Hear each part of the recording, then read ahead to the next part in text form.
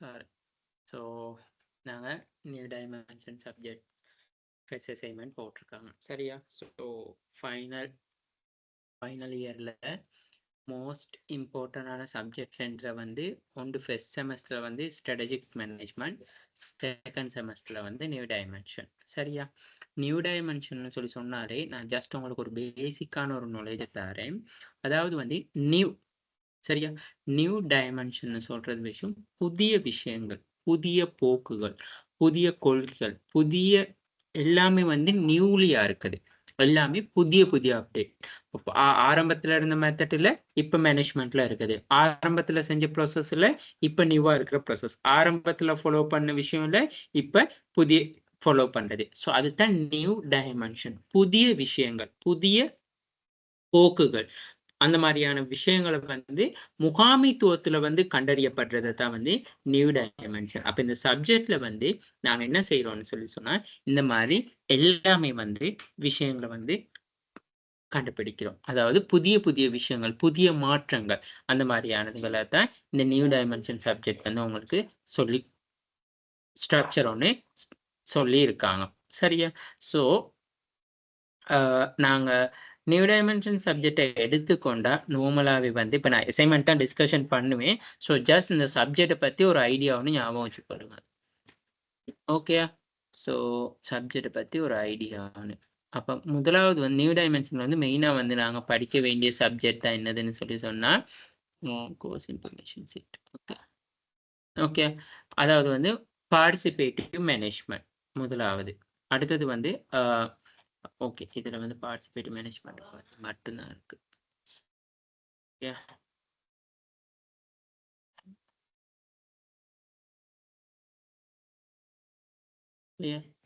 Participative manage okay course levels.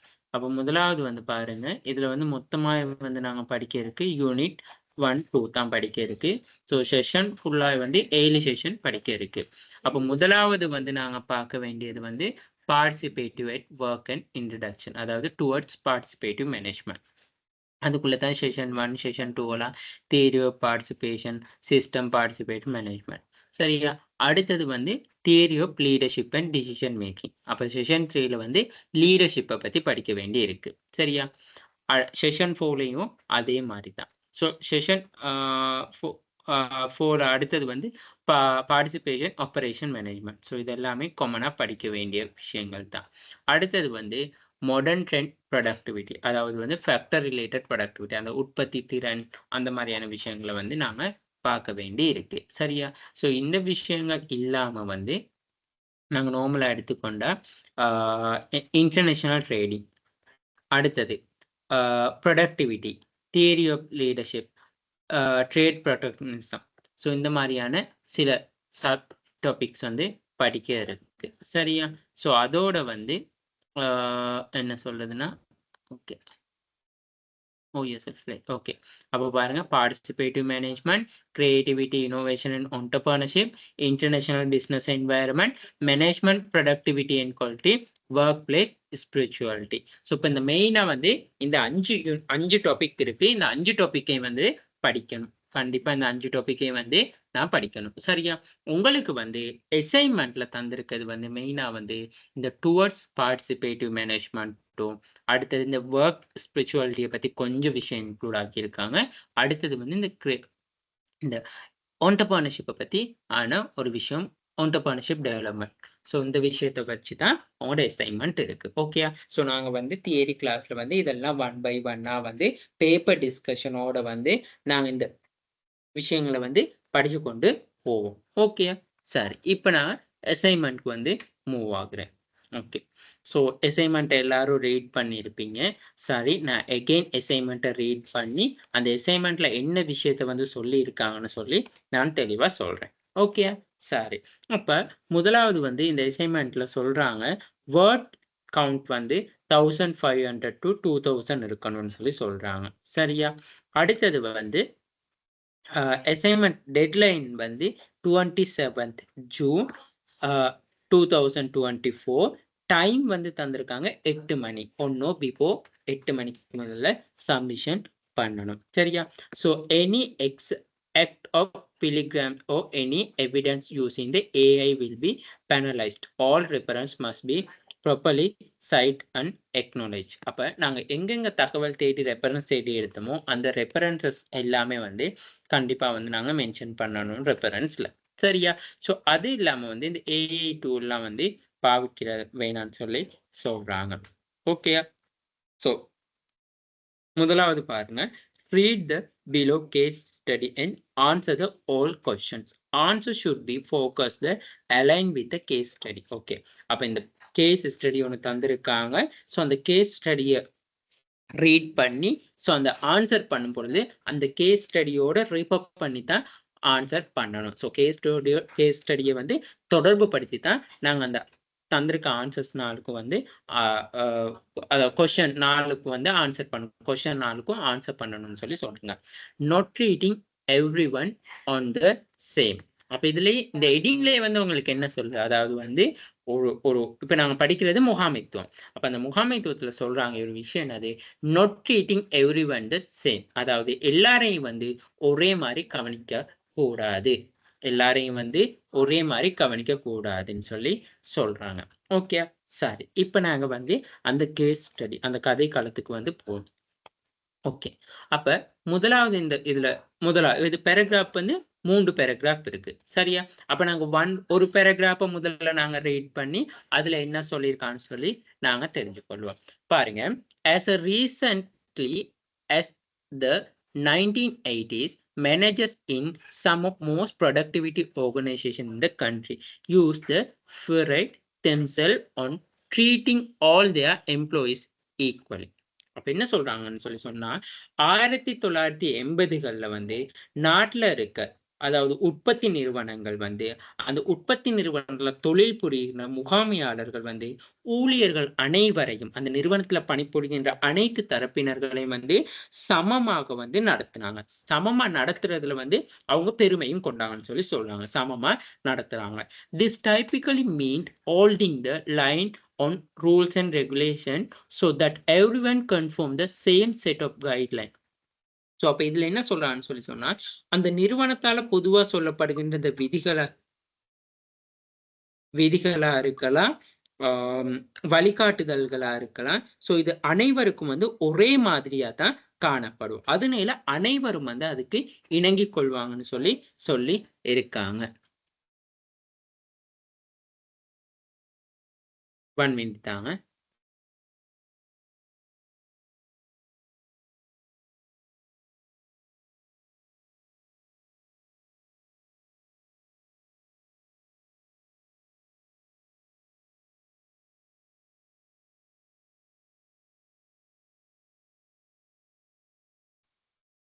சரியா? அப்ப அடுத்த விஷயம் என்ன சொல்றான்னு சொல்லி சொன்னா பாத்தீங்கன்னு சொல்லி சொன்னா, the set guideline. Moreover, when people were evaluated, they were typically assessed on the basic of their performance in the workplace. Okay, அப்ப அடுத்த விஷயம் என்ன சொல்றான்னு சொல்லி சொன்னா, மக்கள்ல வந்து பெர்ஃபார்மன்ஸை வந்து பார்க்கும் பொழுது பொதுவா வந்து அவங்களோட செயல்திறன் அடிப்படையில தான் வந்து என்ன செஞ்சாங்கன்னு சொல்லி சொன்னா மதிப்பிட்டாங்கன்னு சொல்லி சொல்றாங்க. செயல்திறன் அடிப்படையில தான் மதிப்பீடு செஞ்சாங்கன்னு சொல்லி சொல்றாங்க ஆரம்பத்துல ஊழியர்களை. சரியா?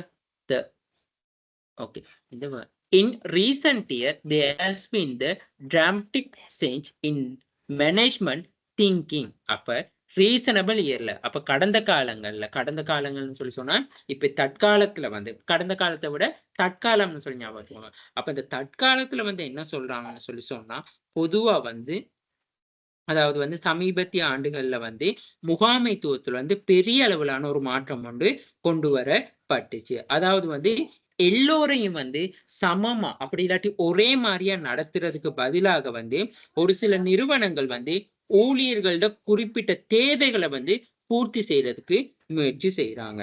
அதாவது வந்து ஒரு தனிப்பட்ட ஊழியருக்கு செய்யப்படுகின்ற அவருக்கு வழங்கப்படுகின்ற சேவைகளை போல வந்து இன்னொருத்தருக்கு வந்து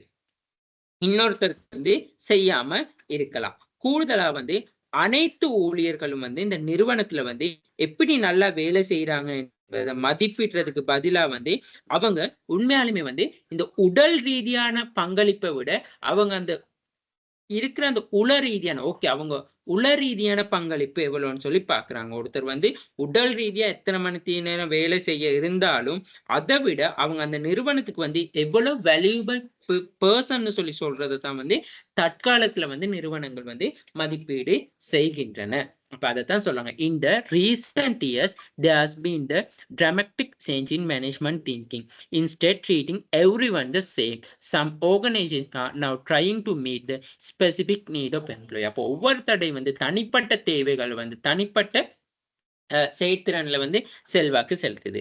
what is done one individual employee may not be done for the another. அப்போ இன்னொரு எம்ப்ளாயி வந்து செய்யறதால வந்து மற்றவருக்கு வந்து அது என்ன சொல்றது, மற்றவருக்கு வந்து அது வேற தாக்கத்தை வந்து ஏற்படுத்தக்கூடியது. ஒரு நிறுவனத்துல ஒரு எம்ப்ளாயி நல்லா சிறப்பா செயல்படுறாருன்னு சொல்லி சொன்னா அந்த கிரெடிட்டை வந்து மற்ற எம்ப்ளாயிக்கு வழங்கப்பட மாட்டாங்க. அப்ப அந்த எம்ப்ளாயி என்ன செய்யணும்னு சொல்லி சொன்னா சிறப்பா செயற்படணும் சொல்லுவாங்க. ஒருத்தர் நல்லா அந்த ஒரு டீம்ல ஒருத்தர் ஒர்க் பண்ணி எல்லாம் கம்ப்ளீட் பண்ணிட்டாருன்னா அவரை பேஸ் பண்ணி மத்தவங்க எல்லாம் சக்சஸ் ஆகலாம்னு சொல்லி அப்படி ஆர்கனைசேஷன்ல வந்து பார்க்க மாட்டாங்க.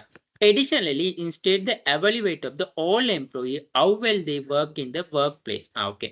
மேலதிகமா வந்து நிறுவனங்கள் வந்து மதிப்பீடு செய்யறாங்க வந்துன்னா ஒரு நிறுவனத்துல வந்து இந்த எம்ப்ளாயிஸ் வந்து எப்படி வேலை செய்யறாங்க, சோ எப்படி அவங்களோட வந்து போக்கஸ் இருக்குன்னு சொல்லி. அப்ப ஒரு நிறுவனத்துல வந்து ஒரு முகாமைத்துவத்துல வந்து நிறுவனம் மதிப்பீடு செய்யறது ஒரு எம்ப்ளாயிட வந்து பங்களிப்பு கண்ட்ரிபியூஷன் சொல்லி சொல்றது வந்து அவர் நிறுவனத்துல எத்தனை மணி நேரம் வேலை செஞ்சாருன்னு சொல்றதை விட அவர் அந்த நிறுவனத்துக்கு வந்து எவ்வளவு தூரம் முக்கியமானவர்னு சொல்லி சொல்றாங்க. இப்போ ஒரு நிறுவனத்துல வந்து இப்ப நாங்க இந்த நாளும் இப்போ ஒர்க் ஃப்ரம் என்ன சொல்றது ஆபீஸ் போகணும்னு சொல்லல, நாங்க ஆபீஸ் போகாட்டி எங்களோட வேலை வந்து கரெக்டா நடந்துச்சுன்னு சொல்லி சொன்னா உண்மையாலும் நாங்க அங்கே வேல்யூபிளான பர்சனா இருக்கும். அப்ப ஆரம்பத்துல தான் ஊழியர்களை வந்து உடல் ரீதியான பங்களிப்பை வந்து பார்த்தாங்க. தற்காலத்துல வந்து அனைத்து நிறுவனங்களுமே வந்து என்ன சொல்றான்னு சொல்லி சொன்னா ஒரு மனிதனுடைய அதாவது ஊழியர்களுடைய ஆற்றல் மற்றும் திறன் அடிப்படையில வந்து அவங்களோட அந்த ஆளுமை அடிப்படையில அவங்களோட அறிவுண்ட அடிப்படையில வந்து தான் அவங்க அந்த நிறுவனத்துக்கு எவ்வளவு தூரம் முக்கியமானவங்க, நிறுவனத்துக்கு அவங்க எவ்வளவு தூரம் பங்களிப்பு செய்யறாங்கன்னு சொல்லி பாக்குறாங்க. This is new philosophy is also spilling over into the way alternative work arrangement are the being ended.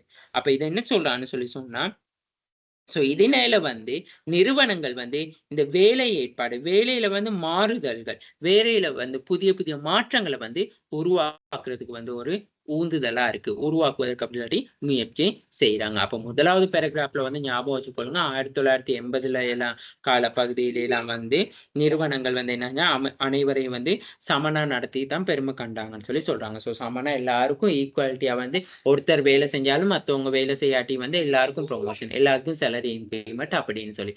ஆனா அது தற்காலத்துல சமீபத்திய ஆண்டுகள்ல அப்படி இல்லை. யாரு நல்லா வேலை செய்யறாவோ அவங்கள நாங்க ரெக்கமெண்ட் பண்ணுவோம், அவங்களுக்கு சேலரி இன்கிரிமெண்ட், அவங்களுக்கு ப்ரொமோஷன் சொல்லி அப்படி காணப்பட்டுச்சு. அது மட்டும் இல்லாம வந்து ஒருத்தர் உடல் ரீதியா ஒரு நிறுவனத்துக்கு பங்களிப்பை விட அவரால் அந்த நிறுவனத்துக்கு வந்து அதாவது எவ்வளவு தூரம் முக்கியமானவர் அந்த நபர் உடல் ரீதியா பங்களிப்பை வந்து அங்க எதிர்பார்க்கல. சோ அவர் உள ரீதியாக அவரோட ஆற்றல் அனுபவம் அவரோட திறன் அவரோட பங்களிப்பு எவ்வளவு தூரம் அந்த நிறுவனத்துக்கு காணப்படுதுன்னு சொல்லித்தான் பாக்குறாங்க. சோ இதுதான் வந்து மெயினா.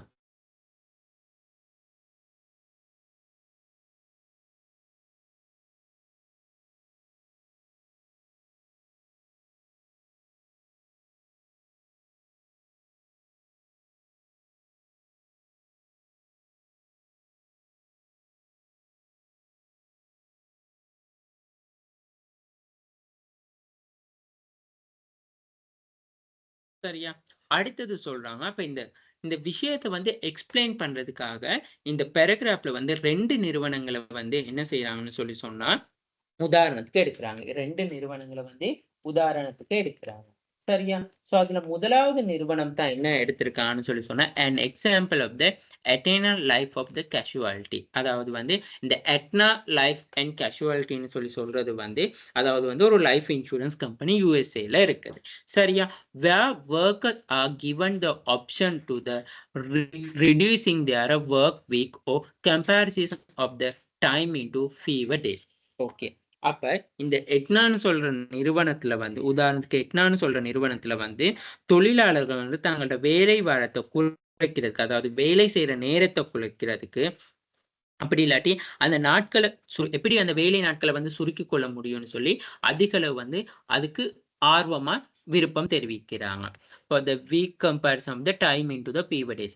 Under the arrangement, the parent who want to spend the more time the home with children can opt to cut working hours from the 14 down to 13 per week or put into 10 hours day and have a long weekend with their kids. அப்ப தற்காலத்துல வந்து அதாவது வந்து இந்த ஏற்பாட்டு கீழே வந்து குழந்தைகளோட வந்து வீட்டுல அதிக நேரம் செலவிட விரும்புற பெற்றோர்கள் வந்து வாரத்துக்கு ஒரு 40 முதல் 30 நாள் வரை வேலை நேரத்தை குறைக்கிறாங்க. அப்படி இல்லாட்டி அதாவது ஒரு 10 மணி நேர நாட்களை வந்து அந்த நாட்கள்ல வந்து 10 மணி நேரத்தை ஒதுக்குறாங்க.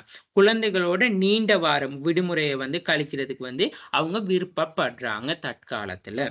சரியா?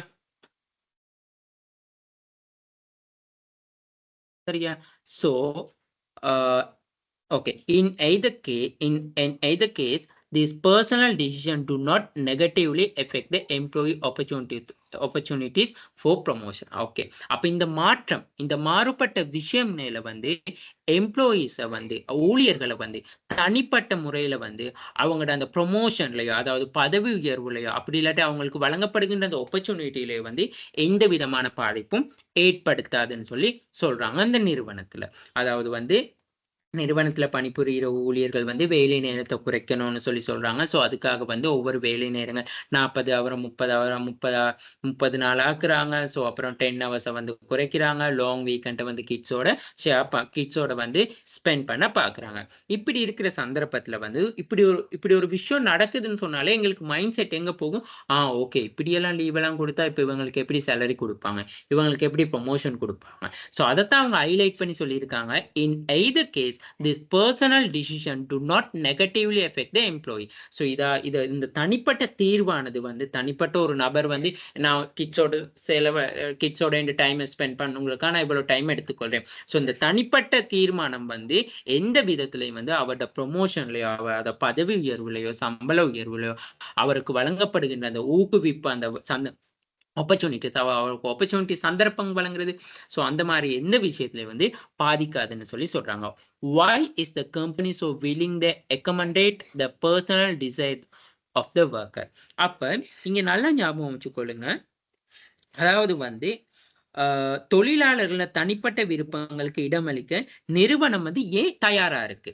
ஸோ எங்களுக்கு இப்ப இங்க ஒரு கொஸ்டின் வருது தானே எங்களுக்கு, ஏன் இந்த நிறுவனம் ஓகே எம்ப்ளாயிஸ்க்கு இப்படி லீவ் கொடுத்து இப்படி டைம் ஸ்பெண்ட் பண்ண எல்லாம் கொடுத்து இப்படி கொடுத்தும் அதே அவங்க சொல்றாங்க வந்து எந்த விதத்திலையும் வந்து உங்களுக்கு ப்ரமோஷன்லயோ எதுலையுமே வந்து தாக்கம் செலுத்தான்னு சொல்லி.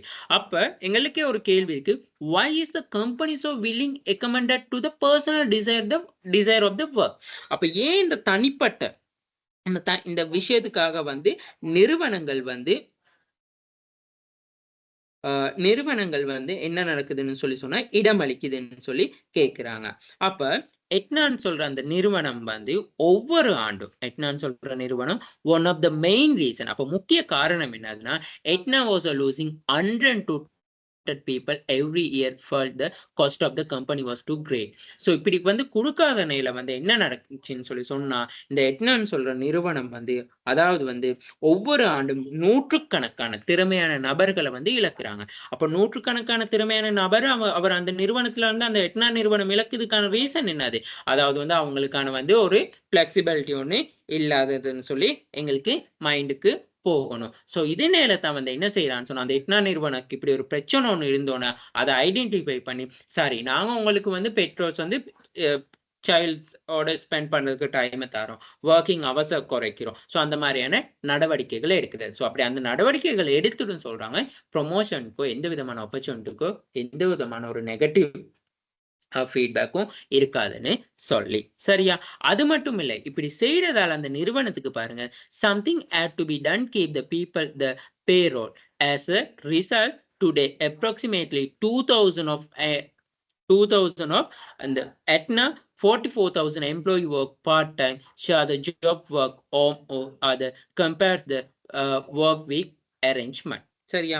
அப்ப இந்த ரீசனால வந்து இப்ப நூற்றுக்கணக்கான திறமையான நபர்களை இழந்து வர்றதால தான் நிறுவனம் அப்படி ஒரு விஷயத்த வந்து கொண்டு வந்துச்சு. ஸோ இப்படி இருக்கக்குள்ள வந்து அந்த நிறுவனத்தின் செலவு வந்து மிகவும் வந்து அதிகமா இருப்பதாக வந்து உணரத் தொடங்கிச்சு. அதாவது வந்து இப்ப நாங்க எம்ப்ளாயீஸ வந்து இப்படி புதுசா இழந்து கொண்டு வரக்குள்ள, புது எம்ப்ளாயி வர வர என்ன நடக்கணும்? அந்த நிறுவனம் அந்த எட்னா நிறுவனம் வந்து ட்ரெய்னிங் வழங்கிக் கொண்டே இருக்கணும். ஓரியன்டேஷன் அதாவது திசைமுகப்படுத்தல்னு சொல்லி நாங்க படிச்சிருக்கோம். அப்ப அந்த பயிற்சி வழங்குறது, ஸோ அவங்களுக்கான வந்து சேலரிய கூட்டணும். புதுசா இன்னொருத்தர் வெளியில வராருன்னா, அவருக்கு ட்ரெய்னிங்க கூட்டணும். அப்புறம் ப்ரொடக்டிவிட்டிக்காக அவருக்கு வந்து ட்ரெயின் கொடுக்கணும்னு ஒரு டைம் ஸ்பெண்ட் எடுக்கும். டைம் மேனேஜ்மெண்ட் இருக்காது. ஸோ இதுக்கான ரொம்ப ஒரு காஸ்ட்ட வந்து அந்த நிறுவனம் வந்து இழந்து கொண்டு பெரிய ஒரு காஸ்ட்ட வந்து செலவழிச்சு கொண்டு வந்துச்சு. சரியா? அப்ப இதுக்காக வந்து மக்கள எப்படியாவது நாங்க இந்த ஜாப்ல வச்சிருக்கணும்னு செய்யறதுக்காகத்தான் எட்னால வந்து 44,000 ஊழியர்கள் அதாவது அப்ராக்ஸிமேட்லி வந்து 2,000 பேர் வந்து பார்ட் டைமா வேலை